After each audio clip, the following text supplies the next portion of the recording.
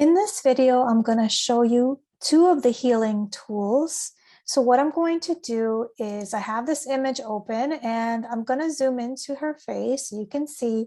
And the idea here is to basically clear her face. So remove the moles. Sometimes you may have to do this if you're working for a magazine or editorial or something.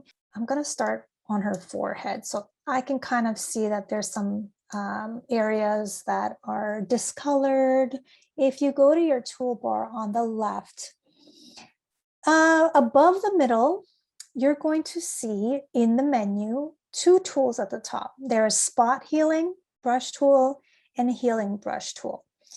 Now the spot healing brush tool, basically, it's like I'm painting on her face, except what it's doing, it is generating pixels from basically around these areas. So if I click on this, that has disappeared because it's pulling the pixels that are around into this area that I'm clicking in, right?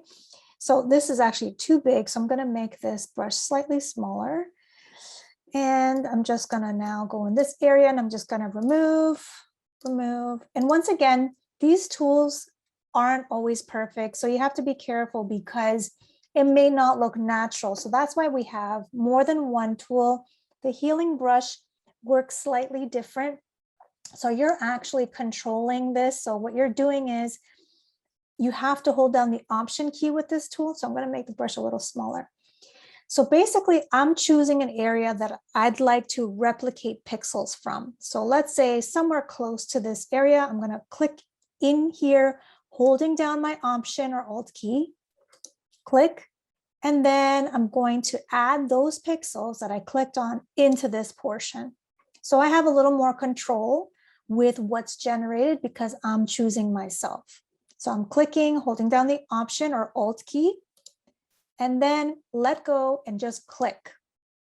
Okay, so the second click, you don't need to hold down the Option key. So the first click you do, Option, click.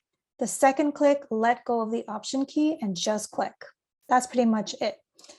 And then I can kind of see that I can kind of fix that a little better. So I'm just going to pull another portion. And again, it's a work in progress. And that's pretty much how you use those two tools. I can go back to the other tool, the spot healing brush. And once again, these are not perfect, right? And I'm just kind of going in and just, trying to make her skin look a little more even.